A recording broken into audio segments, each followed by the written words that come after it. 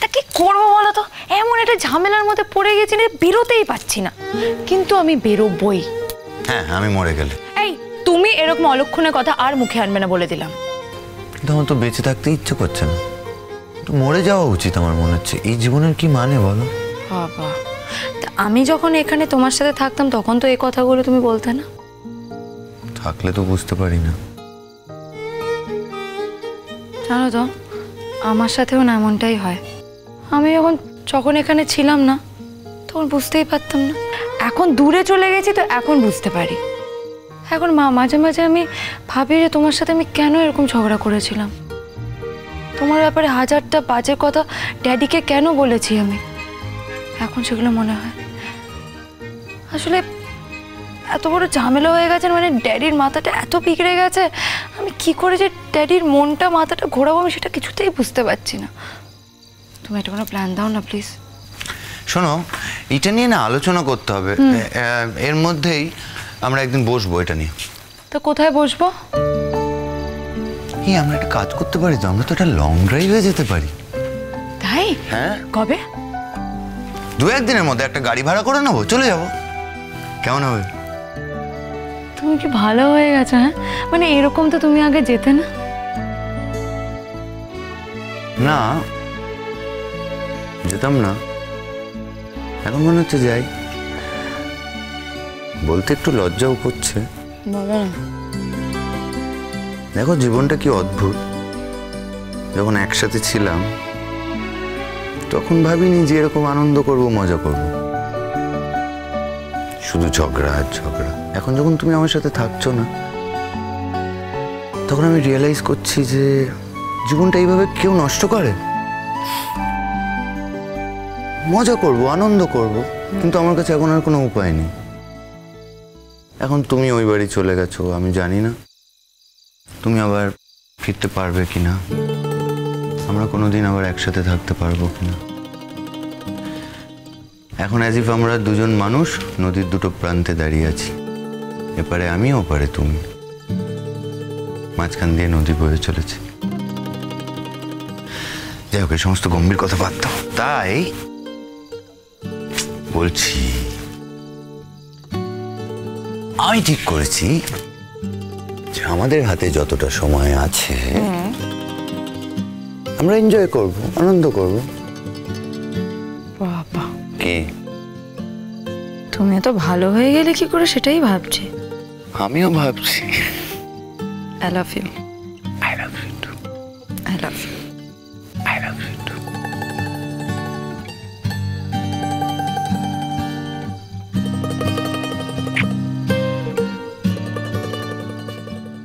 কি চাই মানে তোমার মেয়ে কি চাই সেটা যদি আমরা একবার জিজ্ঞাসা করার সুযোগ পাই তাহলে মানে না না, সেগুলোই বাদি। আমার মেয়ের সাথে আমি কাউকে দেখা করতে দেবো না। Enough is enough. বিয়ের মর্ম আমি হাড়ে হাড়ে বুঝে গেছি। যাকে আমার এখন যেতে হবে, এই জিনিসপত্রগুলো সব তুলে নাও। তা তোমার বাড়িতে দেখছি সবাই তো আছে। হ্যাঁ, ও আর এই জামাই তো এ বাড়িতেই থাকে তাই না, সঙ্গে মেয়ে?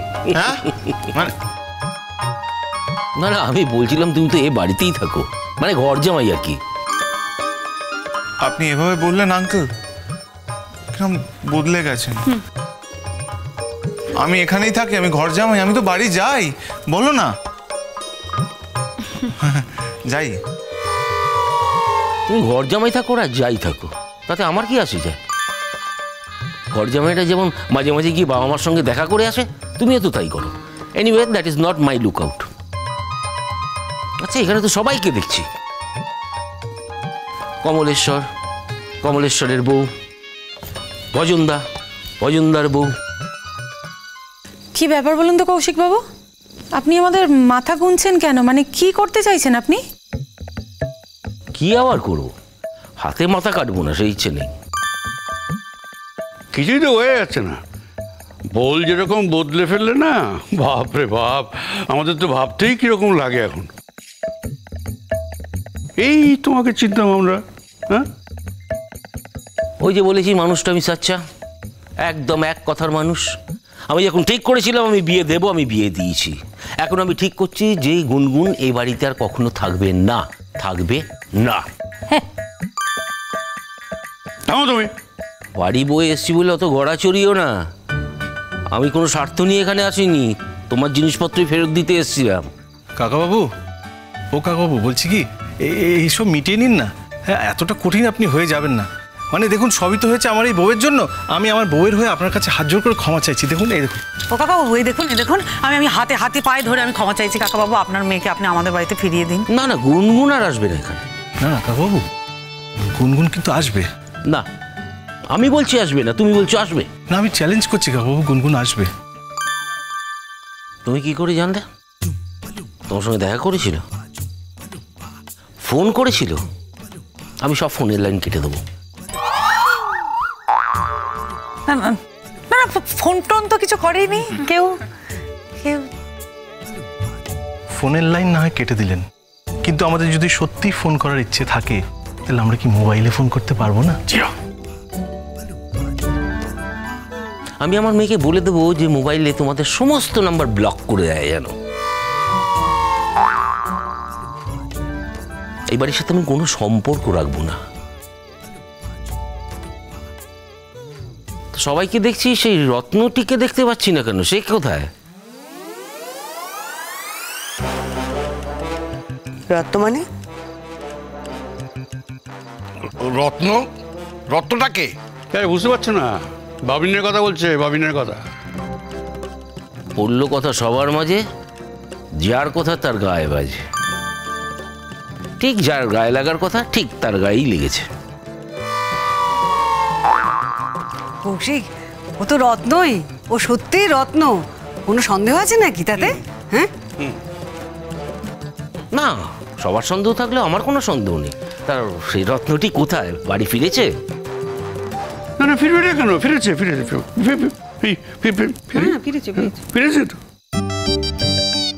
না দাদা, তুমি ভুল করছো। ও বোধহয় বাড়ি নেই। হ্যাঁ না, বাড়ি নেই।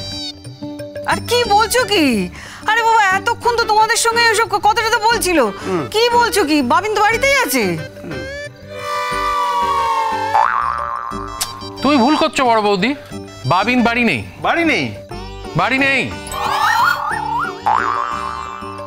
ও ও হ্যাঁ হ্যাঁ হ্যাঁ, নেই নেই নেই, ভাবিন বাড়ি নেই, নেই। বেরিয়েছে, বেরিয়েছে না রে? হ্যাঁ বেরিয়েছে না গো। হ্যাঁ হ্যাঁ, বেরিয়েছে, বেরিয়েছে গো। একটু বেরোলো আর কি। বেরোক আর ঘরে থাকুক, তোমার কি? তুমি তো আর জামাই বলে তাকে স্বীকার করো না। হ্যাঁ, সেই তো আঙ্কেল, বলছি আপনি চা খাবেন? এটা কিসের সিগন্যাল? বোঝাও কিসের সিগন্যাল? সিগন্যাল? বোঝাও। কোন সিগন্যাল না তো? সিগন্যাল কেন হতে যাবে কাকাবাবু? আমি সব বুঝি। কাউকে যদি জিজ্ঞেস করা হয় কিছু খাবেন কি না, তার মানে সিগন্যাল দেওয়া হয় এবার আপনি বিদে হন।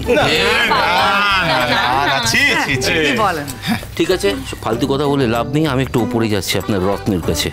তাকে বলে আসতে যাচ্ছি স্পষ্ট করে যে এক ইউনিভার্সিটিতে পড়ে বলে আমার মেয়ের সাথে যেন কথা বলার চেষ্টা পর্যন্ত না করে, বলে দিলাম। কি হলো? এরকম করে অ্যাটাক করছো কেন আমাকে? ওপরে তো বাবিন নেই, কোথায় যাচ্ছেন আপনি দাদা? থাক চাই না থাক, এরকম খামচে ধরছো কেন? আশ্চর্য কথা। তোমাদের হাব ভাব দেখে মনে হচ্ছে তোমরা কিছু একটা আমার কাছ থেকে লুকাবার চেষ্টা করছো, অশান্তির ভয়, তাই তো?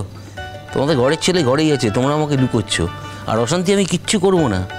শুধু সৌজন্যকে একটা কথাই বলবো, যে আমার মেয়ের সাথে যেন দেখা করার চেষ্টা না করে, ব্যাস এটাই, আর কিছু না।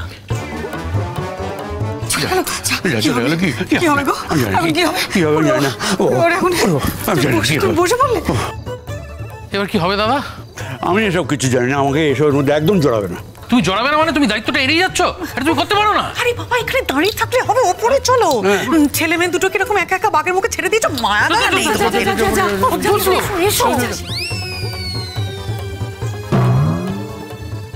আজ একটা ভয়ঙ্কর কিছু কাণ্ড হবে। থানা পুলিশ না হয়ে যায়। কতক্ষণ ধরে মেয়েটা বলছিল বাড়ি যাবো বাড়ি যাবো, আমরাই আটকে দিলাম। এখন ধরা টরা পড়ে। আরে বসে আছো কেন? কিছু তো বলো না দাদা। আমি তো বললাম আমাকে এসবের মধ্যে জড়িও না। আমার অনেক বয়স হয়েছে, আমার এখন বানপ্রস্থে যাওয়ার সময় হয়ে গেছে। পর্দা আপনি পারেন, এত বড় একটা বিপদ সংসারে আপনি এখন কি ভাবছেন? বানপ্রস্থ। অদ্ভুত লাগে মাঝে মাঝে আমার। আমার আর কিছু বুঝতে পারছি না। আমারও তো অনেক বয়স হয়ে গেছে, আর তাছাড়া আমার ভীষণ ঘুম পাচ্ছে। আমি গিয়ে ঘুমিয়ে পড়ি। হ্যাঁ, ঘুমিয়ে পড়ি, আমি ঘুমিয়ে পড়বো।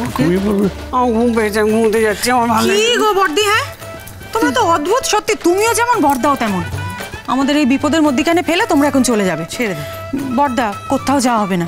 আপনারা চলে যাচ্ছেন, আর ওদিকে ছেলে মেয়ে দুটোকে যদি থানা পুলিশ করে তখন কি হবে? থানা পুলিশ? থানা পুলিশ দেখাচ্ছে? থানা পুলিশ দেখাতে হবে না আমাকে। আর এরা হচ্ছে বিবাহিত স্বামী স্ত্রী। থানা পুলিশ দেখাচ্ছে? আমার বাবিন আর বাবিনের বইয়ের গায়ে যদি এতটুকু আঁচ পড়ে না, তো দেখাবো মজা, বলে দিলুম। থানা পুলিশ দেখাচ্ছে। হ্যাঁ।